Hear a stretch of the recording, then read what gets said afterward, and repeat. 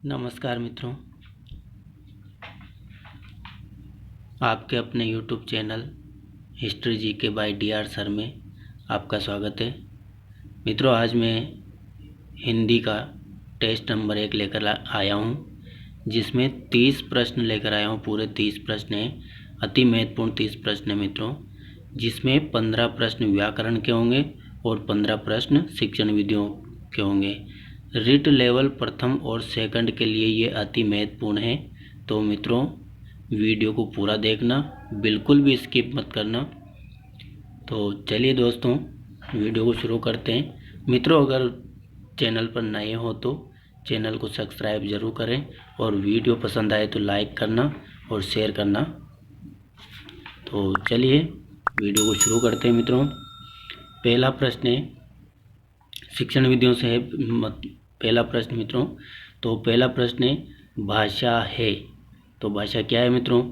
पहला ऑप्शन है अभिव्यक्ति उपागम, विचार उपागम, सामाजिक उपागम और चौथा सभी। तो भाषा क्या है मित्रों? तो भाषा है अभिव्यक्ति उपागम भी है, विचार उपागम है, सामाजिक उपागम। तो अपना ऑप्शन रहेगा मित्रों चौथा, उपयुक्त सभी। सेकंड क्वेश्चन देखते हैं मित्रों। भाषा उस ध्वन्यात्मक रूप को दिया जाने वाला नाम है जो कि। तो पहला ऑप्शन है आत्मा की आवाज़, दूसरा हृदय तंत्र की झनकार, तीसरा अभिव्यक्ति का व्यवहार है। तो कौन सा सही रहेगा मित्रों? इसमें सभी चौथा ऑप्शन सही है। तो भाषा उस ध्वन्यात्मक रूप को दिया जाने वाला है जो आत्मा की आवाज़ भी होती है, हृदय तंत्र की झनकार भी कहते हैं और अभिव्यक्ति का व्यवहार भी होता है। तो कौन सा ऑप्शन सही रहेगा मित्रों? चौथा ऑप्शन, उपयुक्त सभी। अगला प्रश्न है मित्रों, भाषा सदैव होती है। तो भाषा सदैव कैसी होती है मित्रों? पहला ऑप्शन है जन्मजात, दूसरा ऑप्शन है अर्जित, तीसरा ऑप्शन है कभी कभी अर्जित और कभी कभी जन्मजात, और चौथा ऑप्शन है ए और बी दोनों। तो भाषा सदैव कैसी होती है मित्रों? भाषा सदैव अर्जित होती है। तो ऑप्शन अपना सही रहेगा दूसरा वाला। अगला प्रश्न है, भाषा मनोविज्ञान के अनुसार एक बालक में भाषा का विकास किस महत्वपूर्ण कारक से होता है?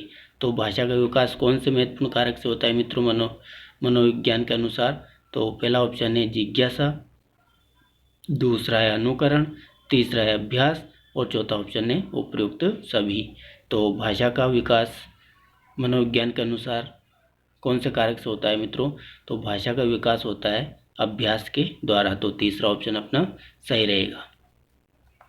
अगला प्रश्न है, बालक में भाषा का जन्म निम्न में से किस सोपान के द्वारा होता है? तो बालक में भाषा का जो जन्म होता है किस सोपान के द्वारा होता है मित्रों? पहला ऑप्शन है जिज्ञासा, दूसरा ऑप्शन है अनुकरण, तीसरा ऑप्शन है अभ्यास और चौथा ऑप्शन है उपयुक्त सभी। तो भाषा का जो बालक में भाषा का जन्म निम्न में से किस सोपान के द्वारा होता है? तो बालक में भाषा का जन्म होता है मित्रों जिज्ञासा के द्वारा। अगला प्रश्न है, एक बालक में भाषा उपागम के लिए महत्वपूर्ण है। तो एक बालक में भाषा उपागम के लिए क्या महत्वपूर्ण है मित्रों? पहला ऑप्शन है जिज्ञासा, दूसरा ऑप्शन है अनुकरण, तीसरा ऑप्शन है अभ्यास। तो कौन सा सही रहेगा मित्रों? इसमें सभी सही हो जाएंगे कि एक बालक में भाषा उपागम के लिए महत्वपूर्ण है, जिसमें जिज्ञासा भी है, अनुकरण भी और अभ्यास भी महत्वपूर्ण है। अगला प्रश्न है, मातृभाषा से अभिप्राय है। तो मातृभाषा से क्या अभिप्राय है मित्रों? पहला ऑप्शन है वातावरण की भाषा, परिजनों की भाषा, माँ के द्वारा बोले जाने वाले शब्द और क्षेत्र विशेष की भाषा। तो मातृभाषा किसको कहेंगे मित्रों? माँ के द्वारा बोले जाने वाले शब्द ही मातृभाषा कहलाते हैं। तो तीसरा ऑप्शन अपना सही रहेगा। अगला प्रश्न है, निम्न में से प्रादेशिक भाषा नहीं है। तो प्रादेशिक भाषा कौन सी नहीं है मित्रों? तो पहला है राजस्थानी, दूसरा है मलयालम, तीसरा है पंजाबी और चौथा ऑप्शन है गुजराती। तो कौन सा प्रादेशिक भाषा नहीं है मित्रों? तो इसमें प्रादेशिक भाषा राजस्थानी नहीं है। अगला प्रश्न है 14 सितंबर को प्रतिवर्ष हिंदी दिवस मनाया जाता है। मित्रों इसको याद रखना है कि 14 सितंबर को प्रतिवर्ष हिंदी दिवस मनाया जाता है क्योंकि इसी तिथि को 1949 में हिंदी भारत की राजभाषा बनी, जिसका उल्लेख है। तो इसका उल्लेख कौन सा अनुच्छेद में मित्रों? तो पहला ऑप्शन है अनुच्छेद 21A, अनुच्छेद 443, अनुच्छेद 334 और अनुच्छेद 343। तो कौन सा ऑप्शन सही रहेगा मित्रों? इसमें रहेगा चौथा ऑप्शन अनुच्छेद 343। अगला प्रश्न देखते हैं भारत में हिंदी राजभाषा है यहाँ की। तो पहला ऑप्शन है हिंदी राष्ट्रभाषा है, अंग्रेजी राष्ट्रभाषा है, तीसरा ऑप्शन है हिंदी अंग्रेजी दोनों राष्ट्रभाषा है और चौथा ऑप्शन है कोई राष्ट्रभाषा नहीं है। तो कौन सा सही रहेगा मित्रों? भारत में कोई राष्ट्रभाषा नहीं है क्योंकि ये हिंदी जो है मित्रों ये राष्ट्रभाषा नहीं होकर के केवल राजभाषा है। कौन सी भाषा है? राजभाषा। अगला प्रश्न है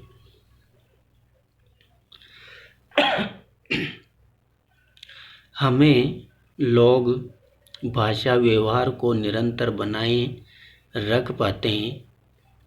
क्या है मित्रों? हम लोग भाषा व्यवहार को निरंतर बनाए रख पाते हैं, इसके लिए सबसे महत्वपूर्ण है। तो इसके लिए सबसे महत्वपूर्ण क्या है मित्रों? जो भाषा व्यवहार को निरंतर बनाए रख पाते हैं इसके लिए कौन सा महत्वपूर्ण है? पहला है भाषा का व्यवहारिक होना, भाषा का गतिशील होना, भाषा बिंब का बनना और भाषा का उपयोगी होना। तो कौन सा सही रहेगा मित्रों? इसमें रहेगा भाषा का बिंब का बनना। भाषा बिंब का बनना ही सही रहेगा, तीसरा ऑप्शन सही है। अगला प्रश्न है मोहन मेरे सामने खड़ा है कथन में कौन सा बिंब निर्मित हो रहा है? तो मेरे सामने खड़ा है मोहन, तो कौन सा प्रतिबिंब निर्मित हो रहा है मित्रों? तो इसमें पहला है दृश्य, दूसरा है श्रव्य, तीसरा विचार और चौथा है भाव। तो कौन सा है मित्रों? इसमें है दृश्य, क्योंकि मोहन मेरे सामने खड़ा है इसका मतलब दृश्य है। तो दृश्य का भाव बिंब निर्मित हो रहा है। अगला प्रश्न है कौन सा कथन अन्य से भाषा विकास के अनुसार भिन्न है? तो कौन सा कथन है जो भाषा विकास के अनुसार भिन्न है? पहला प्रश्न है गाय दूध देती है, घोड़ा घास खाता है, पुस्तक को बालक पढ़ता है और चौथा है गांधी जी राष्ट्रपिता है। तो कौन सा ऑप्शन सही रहेगा मित्रों? इसमें चौथा ऑप्शन सही रहेगा, गांधी जी राष्ट्रपिता है। क्यों है? मतलब कौन सा कथन अन्य से भाषा विकास के अनुसार भिन्न है? तो भाषा विकास के अनुसार भिन्न है मित्रों। कौन सा है? गांधी जी राष्ट्रपिता है। अगला प्रश्न है कौन सी विधि सबसे प्राथमिक भाषा उपागम कहलाती है? तो सबसे प्राथमिक उपागम भाषा कौन सी विधि कहलाती है मित्रों? तो सबको पता है सही कि सबसे पहले प्राथमिक स्तर पर बालकों को कौन सी विधि के द्वारा सिखाया जाता है, कौन सी विधि के द्वारा सीखते हैं? तो उसमें सीखते हैं अनुकरण विधि के द्वारा। तो अपना ऑप्शन रहेगा पहला सही। अगला प्रश्न है 15वां प्रश्न शिक्षण विधियों का अंतिम प्रश्न मित्रों। तो 15वां है कौन सा अनुकरण विधायकता के लिए अनुचित व्यवहार है? तो कौन सा अनुकरण विधायकता के लिए अनुचित व्यवहार है? तो पहला ऑप्शन है रूपरेखा, दूसरा है लेखन अनुकरण, तीसरा है उच्चारण अनुकरण और चौथा है रचना अनुकरण। तो कौन सा अनुचित है मित्रों? इसमें है रचना अनुकरण। अगला प्रश्न व्याकरण से संबंधित प्रश्न है मित्रों। अगला तो 15 प्रश्न व्याकरण से संबंधित है। पहला प्रश्न है इसका व्याकरण का किस शब्द में उपसर्ग का प्रयोग हुआ है? तो पहला ऑप्शन है उपकार, पढ़ाई, अपनापन और चौथा है लाभदायक। तो कौन से शब्द में उपसर्ग का प्रयोग हुआ है मित्रों? तो इसमें उपसर्ग का प्रयोग हुआ है उपकार में, क्योंकि इसमें उपसर्ग है और कार मूल शब्द है। तो उपसर्ग का प्रयोग इसमें पहले में हुआ है, तो पहला ऑप्शन सही हो जाएगा। अगला प्रश्न है, निम्न में से कौन सी जातिवाचक संज्ञा से भाववाचक संज्ञा बनाया गया है? तो कौन से शब्द है इसमें जो जातिवाचक से भाववाचक संज्ञा बनाया गया है मित्रों? तो पहला ऑप्शन है बुढ़ापा, दूसरा है अपनापन, तीसरा है सजावट और चौथा है कठोरता। तो कौन सा जातिवाचक से भाववाचक बनाया गया है मित्रों? तो जातिवाचक में कौन सा आ जाएगा? अपना ऑप्शन सही रहेगा पहला, क्योंकि इसमें बूढ़ा जो है एक जातिवाचक शब्द है मित्रों, और इसमें आप बूढ़ापा भाववाचक संज्ञा है। तो पहला ऑप्शन अपना सही रहेगा। अगला प्रश्न है, निम्नलिखित में से विराम चिन्ह नहीं है। तो विराम चिन्ह कौन सा नहीं है मित्रों इनमें से? जैसे अल्प विराम, अवतरण, निर्देशक और पूर्ण विराम। तो कौन सा सही रहेगा मित्रों? इसमें सेकंड ऑप्शन अपना सही रहेगा, अवतरण। अवतरण कोई चिन्ह नहीं होता है, विराम चिन्ह नहीं होता है, जबकि अल्प विराम होता है, निर्देशक चिन्ह होता है और पूर्ण विराम भी होता है। तो अल्प विराम तो जानते ही मित्रों, इस प्रकार से कोमा होता है अल्प विराम, निर्देशक और पूर्ण विराम खड़ी पाई जिसे कहते हैं हम, तो पूर्ण विराम। इस प्रकार से यह अवतरण कोई अल्प चिन्ह नहीं होता है। अगला प्रश्न है, वाक्य के घटक होते हैं। तो वाक्य के घटक क्या पूछ रहे हैं मित्रों? वाक्य के घटक होते हैं। तो पहला ऑप्शन है उद्देश्य और विधेय, कर्ता और क्रिया, कर्म और क्रिया, कर्म और विशेषण। तो कौन सा सही रहेगा मित्रों इसमें कि वाक्य के घटक कौन कौन से होते हैं? तो वाक्य के घटक होते हैं उद्देश्य और विधेय। ये अपना ऑप्शन पहला सही रहेगा कि वाक्य के घटक कौन से हैं? उद्देश्य और विधेय। अगला प्रश्न है, किस शब्द में आवा प्रत्यय नहीं है? तो कौन से शब्द में आवा प्रत्यय नहीं है मित्रों? पहला शब्द है, पहला ऑप्शन है दिखावा, दूसरा है भुलावा, तीसरा है लावा और चौथा है चढ़ावा। तो कौन से शब्द में आवा प्रत्यय नहीं है मित्रों? तो पहला ऑप्शन में तो दिख प्लस आवा, तो इसमें आवा प्रत्यय लगा हुआ है मित्रों। दूसरा है भूल प्लस आवा, तो इसमें भी आवा प्रत्यय लगा हुआ है मित्रों।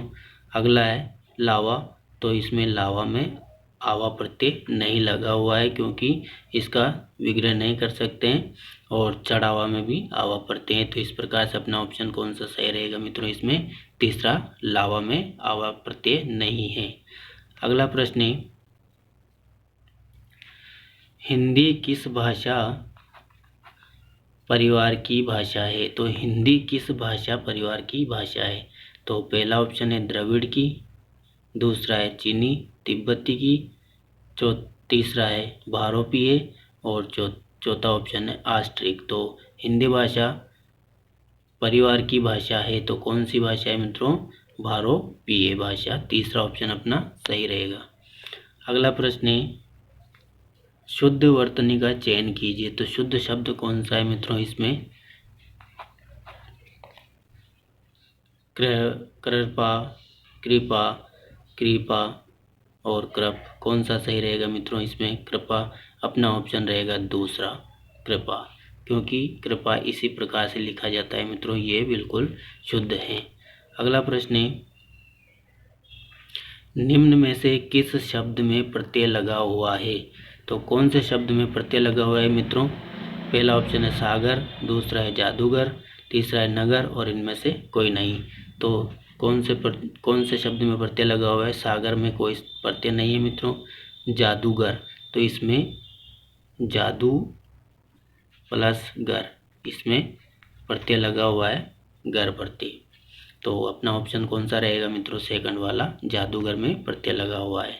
अगला प्रश्न है, क वर्ण किसके योग से बना है? तो क वर्ण किसके योग से बना है मित्रों? जे प्लस य। जे प्लस य से मित्रों गे बनता है, और क प्लस छ से ये छे बनता है, और क प्लस रे से क्री बनता है, और के प्लस ए से के बनता है। तो कौन सा सही रहेगा मित्रों? अपना ऑप्शन रहेगा चौथा वाला, सही हो जाएगा। के प्लस ए से बनता है क। 10वां प्रश्न है, हिंदी भाषा का जन्म हुआ है। तो हिंदी भाषा का जन्म हुआ है, तो पहला ऑप्शन है लौकिक संस्कृत से, वैदिक संस्कृत से, पाली प्राकृत से, या फिर अपभ्रंश से। तो हिंदी का जन्म किससे हुआ है मित्रों? अपभ्रंश से हिंदी भाषा का जन्म हुआ है। तो ऑप्शन अपना चौथा सही रहेगा। अगला प्रश्न है, स्पर्श व्यंजन कितने प्रकार के होते हैं? तो स्पर्श व्यंजन कितने प्रकार के होते हैं मित्रों? 15, पहला ऑप्शन, दूसरा ऑप्शन 20, तीसरा ऑप्शन 24 और चौथा ऑप्शन 25। तो कौन सा सही रहेगा मित्रों? स्पर्श व्यंजन होते हैं 25। क से लेकर के और मैं तक के शब्द जितने भी होते हैं वो सभी स्पर्श व्यंजन होते हैं। तो स्पर्श व्यंजन में कितने हो जाएंगे मित्रों? 25। अगला प्रश्न है, निम्न वाक्यों में से मिश्र वाक्य कौन सा है? तो मिश्र वाक्य कौन सा है मित्रों? पहला ऑप्शन है चोर को देखकर सिपाही पकड़ने दौड़ा। चोर को देखकर सिपाही पकड़ने दौड़ा। तो ये मिश्रित वाक्य नहीं है मित्रों, साधारण वाक्य है। अगला है सेठ जानता है कि नौकर ईमानदार है। तो ये अपना शब्द हो जाएगा, ये वाक्य अपना मिश्र वाक्य हो जाएगा, क्योंकि मित्रों ये की से जुड़ा हुआ है।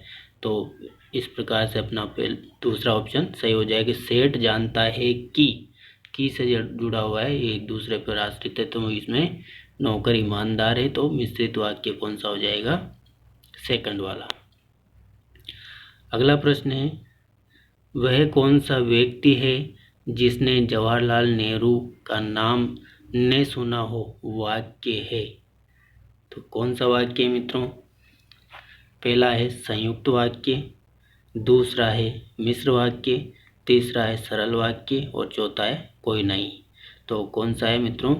वह कौन सा व्यक्ति है जिसने जवाहरलाल नेहरू का नाम ने सुना हो? तो ये कौन सा वाक्य है मित्रों? ये है अपना मिश्र वाक्य। कौन सा हो जाएगा मित्रों? मिश्र वाक्य हो जाएगा, क्योंकि इसमें जिसने नाम ना सुना हो, तो ये जिसने शब्द से जुड़ा हुआ है, तो ये कौन सा हो जाएगा मित्रों? मिश्र वाक्य। अगला प्रश्न है, इनमें कौन सा विराम चिन्ह ऐसा है जो हिंदी में अंग्रेजी भाषा से नहीं लिया गया है? तो कौन सा विराम चिन्ह है मित्रों जो अंग्रेजी भाषा से नहीं लिया गया है? तो ये अल्प विराम है पहला, दूसरा प्रश्नवाचक, और ये विराम चिन्ह है मित्रों, ये विराम, ये अल्प विराम और ये प्रश्नवाचक, और चौथा ऑप्शन है पूर्ण विराम। तो कौन सा जो चिन्ह है मित्रों जिसे अंग्रेजी भाषा से नहीं लिया गया है? तो अपना ऑप्शन रह जाएगा ये पूर्ण विराम। अगला प्रश्न है, लास्ट और अंतिम प्रश्न है मित्रों, निर्वाह में प्रयुक्त उपसर्ग हैं। तो निर्वाह में कौन सा उपसर्ग है मित्रों? नी, निरी, निर, निहि।